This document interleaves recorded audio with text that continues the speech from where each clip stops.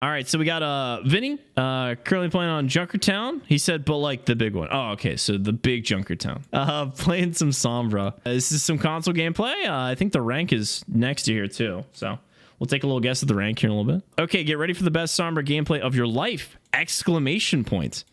I am the #1 Sombra in NA console ladder. No one else compares to me. Quadruple exclamation point. Fitzy? Never heard of him. Questron? Who is he? I am him. I'm kind of concerned you didn't add Spooki in there.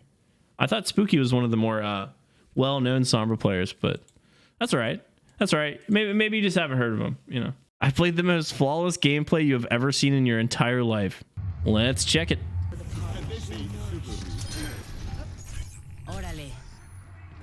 That's so funny.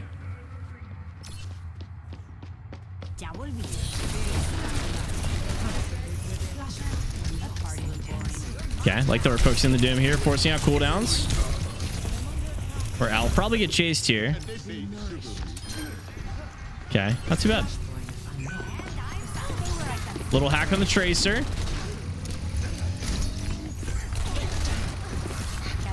Translocates up for no apparent reason, not even getting pressured. Okay, rotate back with the team here, going for an off angle now. Early virus. Nice hack on the block. Love that. Doom should fall down here. Damn, he got close. Cool. I think we're out here. Yeah, not too bad. I like the timing on that hack. I think our team just wasn't able to finish up on the Doom there. But good. I like the focus. Good target priority for the most part. Just need to make sure that we follow up on the Doom. I think, again, he was like 10 HP, so I think just a little bit more damage there would have helped with your Doom.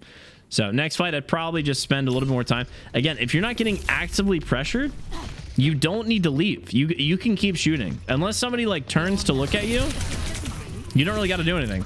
You can just keep shooting. You hack somebody, you shoot them. And I feel like we've kind of gotten a little bit scared of doing that. Just taking the time to like analyze real quick whether they're actively pressuring you or not before we get out. Okay, 91 to EMP. We've got Coalescence coming up. So nice little combo there. Honestly, EMP Coalescence, not too bad. Not too bad of a combo. That add a lot of pressure to a team. So touch his point for a second. You can probably shoot him from here. You don't have to be sneaky about it. Yeah, let him know you're pressuring point so it splits their attention. There we go. Huge. Yeah, really smart play there. I like that. Wow. Okay. All right, chat. I've had to talk to a few people about this recently. Keep your eyes on the kill feed. Overwatch is an economy-based game. All right. Now, I'm not going to say you should always be afraid of wasting an ultimate, because sometimes there's not. But when you very clearly do not need to use an ultimate to win the fight, you really need to make sure you're not using that.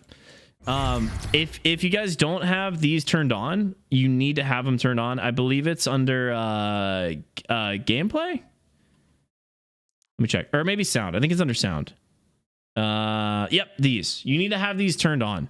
Sound, well, not this one. Play sound when an enemy is eliminated needs to be turned on. Play sound when a teammate is eliminated also needs to be turned on. These are audio cues to let you know if people are getting eliminated. Super helpful if you're in mid-fight and don't have time to look up at the kill feed.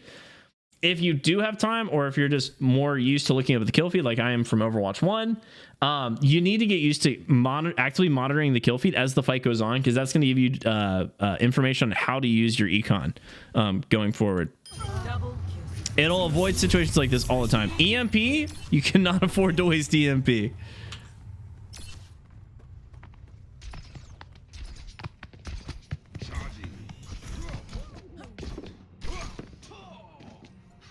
Okay, we're setting up for a pretty deep flankaroonie here.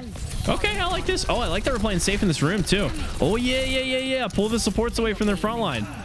He's forced to use Transcendence to go in with that. Oh, I like that play. That was cool. I like that you played in that room too. Wonder if she pops his Coalescence. Okay. Ooh. Okay, cool. That's one. I don't know if we're gonna be able to win this one. Yeah, no, that's theirs. I like the play though. That was a good play. That's what forced the Transcendence out, is because they weren't close enough to heal. Both the supports are off the front line, and they probably got critical from your team. So fortunately, we got econned a little bit from the enemy team, so we did lose that fight. But honestly, pretty smart play. I like that, and I like that you didn't do it out in the open. You made sure you engaged from like a room with cover, so you could always just back around that while the Moira was engaging you. It's good.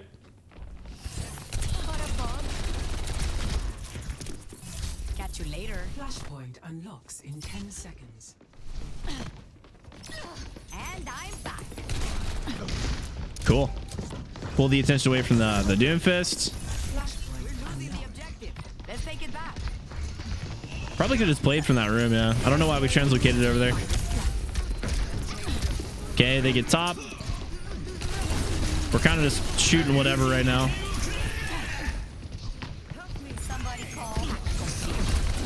Down with that. EMP comes out. Not really much to follow up with it. Huge.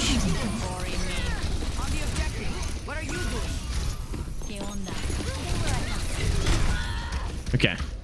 Yeah, not too bad. That, I will say, that whole fight kind of felt like we were just bouncing between targets. We didn't really know what we were engaging on. We were kind of just shooting at whatever was in front of us. And if we watch this again, you'll see it, is that there's just no focus. Like, first off, we start out here, which is a good spot. Like, this is a good spot to be in right here to engage from.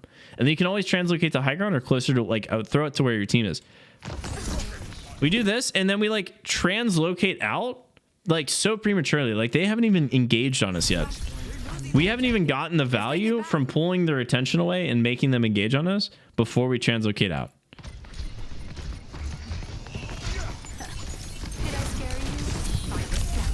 So we do a little pokey hack thing. And then we're on the Moira, and then she fades. So we're like, all right, let's go do something else. Then the Genji's here. We hack him. And then he commits, and we go in with the EMP because he's close by, which again, I don't want to say it's a panic ultimate because it's not terrible, because you still have team there, but like nobody's there to engage on it. Not a terrible ultimate. Like, I'd rather you use it and win the fight than not use it and then lose the fight. But clearly, like, outside of that scenario, this would have been a wasted ultimate again.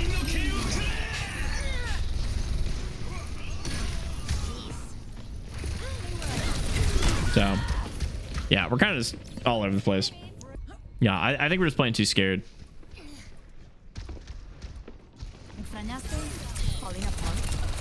Spooki, how long do I have to get a VOD?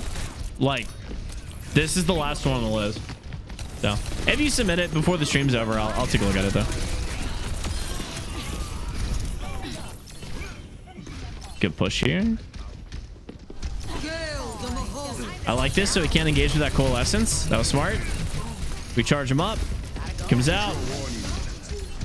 Careful. Yeah, he's got a cooldown. Wait for that block to come out. Then we hit him with it. This is a great time. He goes in with the punch. Great time to hack the Doom again. Ooh, we spot the Moira. Hello, free present. Okay. That's a Doomfist moment. And we cap it. Again, you can sit on that Doom more often when he goes in for those punches. What I've been noticing is that you hack him like pre-engagement, which is good. It prevents him from following up with his team on certain things, like during that coalescence was pretty good. Like that made it to where he couldn't respond at the same time as the coalescence, so your team had time to rotate out, which is smart play. But outside of that, like, I definitely want to see you more often respond to him going into your team and then forcing him to feed by hacking him as he goes in, or when he uses the block, which we've done a couple times. But it's okay to like do that more often. It's going to make him play more passively, and a Doom that plays passive is just not an efficient Doom. And that's kind of what you're doing. You're making him play less aggressive, so he gets so much less value. So we hit him with the double hack, dude. Poor guy. Yeah, not a bad EMP. This should secure the cap, so definitely down with this one. All right, we go down here. Not too bad, though. We get that point. Anything to cap the point, dude. I'm down with it. Do what I gotta do. Yeah, sit on him. Sit on him. You don't have to kill him, though, is the thing. You really just gotta make him play not as aggressive into your team. If that means playing more aggressive on you, that's great. Yeah.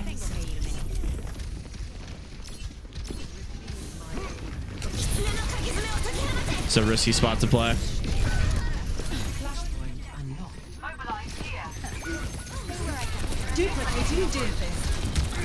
Oh, he's going after you, man. Cool. Yeah, you can live here. You can live here. Oh, wait. May dies to the virus with both her supports there? Oh, my lord. There is no way.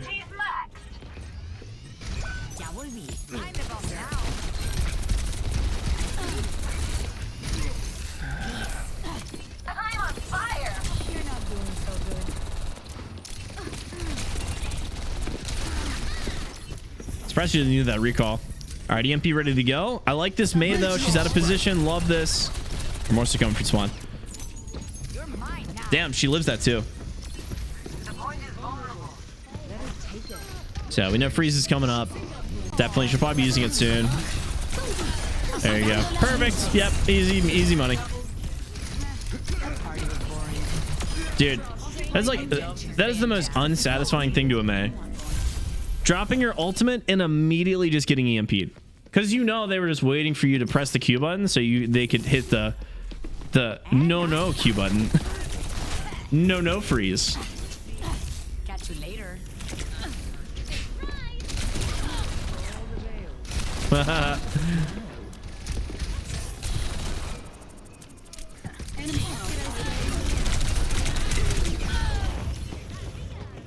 Damn.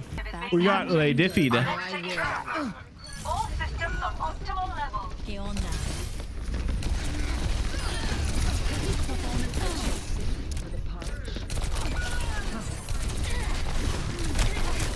Ooh. Careful about walking in a straight line there, bucko.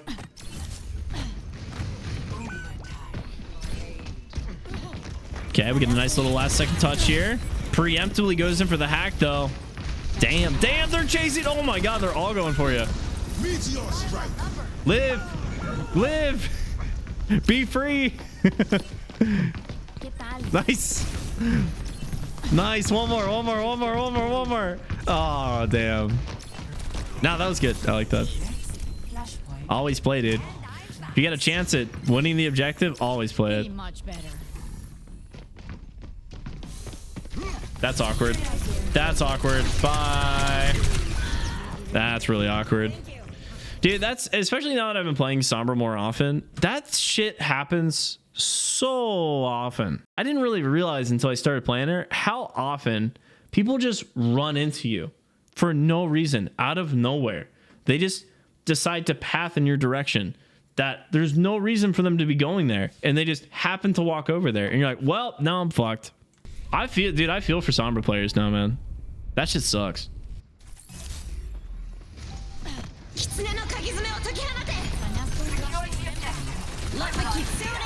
Cool. Okay.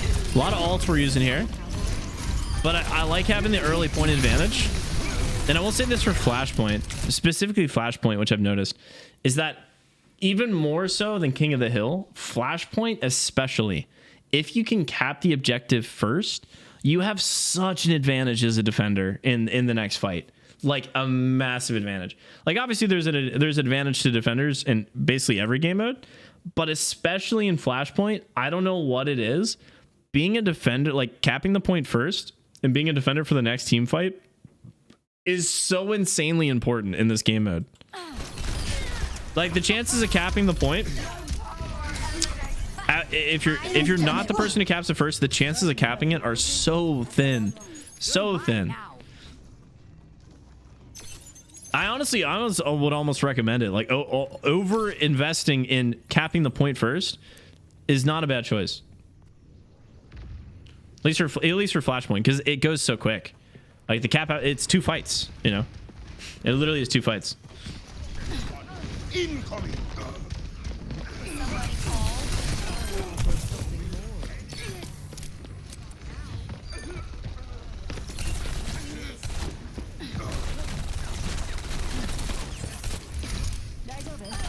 Do I make myself clear? Sistema comprometido.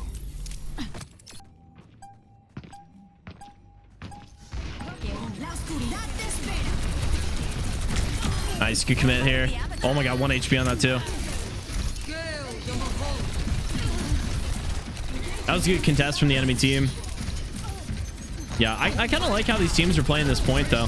This is a pretty solid match. A lot of smart plays from both teams. Great target practice. Cool. All right, second point's ours. Secured. All right, 80/40 EMP. I definitely will be thinking about how I'm going to use that. Again, you have Coalescence ready. EMP Coalescence, not a bad combo. I might also be thinking about what the enemy team has. We saw them use the, or they just switched to Orisa, so they might have Orisa all coming up here soon. And we see that they have Cassidy already. What happened there? Hold on. Did that just happen again? Hold on. Oh. Oh. Bro. Yikes. That's unlucky. To be fair, I probably wouldn't have uncloaked and engaged once I saw that there was a Sombra and a Cassidy there. Very, very unlikely that you're going to win that engagement. Report here now. Surrender to my will.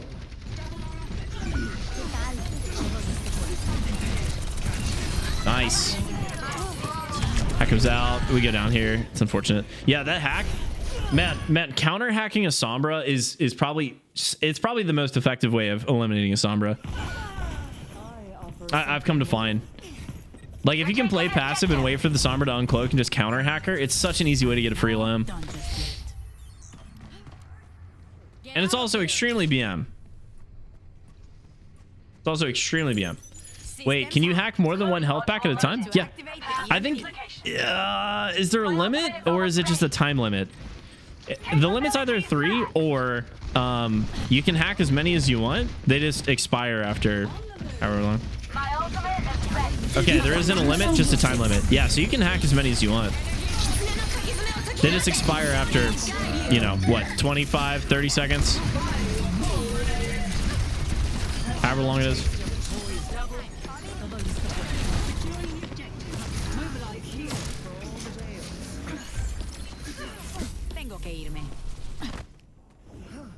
I don't really spend too much time hacking health packs.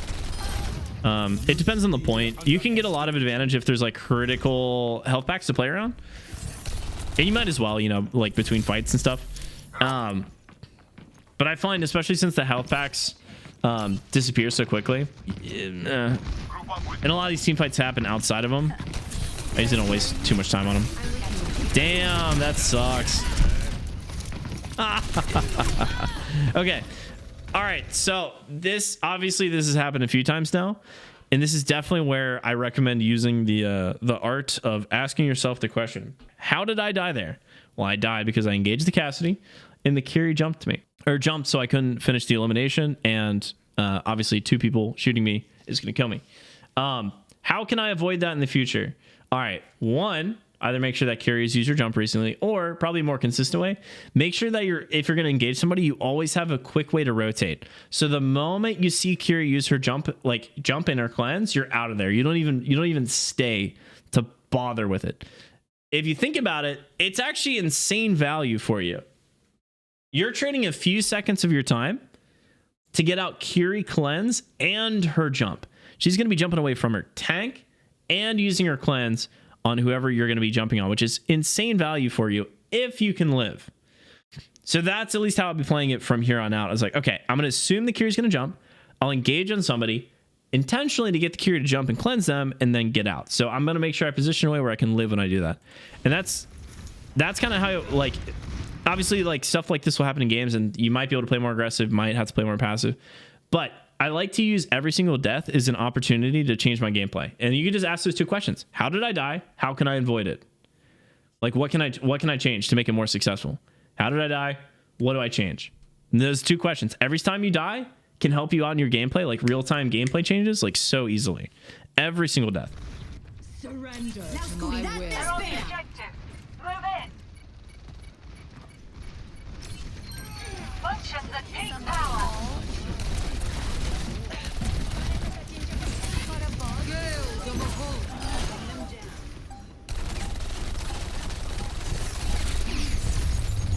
Cool. All right, nice win. Nice win. Yeah, obviously there's a lot of engagements, and I think the biggest thing about that game was the fact that we did just die a lot, and we died in areas where we didn't really need to, outside of team fights, weird engagements that got shut down pretty easy. But we had a lot of really good plays too, like pressuring the Doom, like being a harassment on him, which is really good stuff. Going off that, I think that's probably that is probably the biggest thing I can give somebody in terms of advice is ask yourself that question after every death so you don't make the same mistake twice. And when it happens like that, like 3 times in a row, it's like, all right, we definitely got to change now. You'll be surprised when you find out my rank. Okay, let's check it out. I'm not gonna lie, that wasn't the best gameplay I've seen from you. And I've watched a lot of Vinny's gameplay before. That was definitely not the best gameplay I've seen. That was pretty mid. There were a few habits in there that kind of resurfaced in that gameplay that I've seen.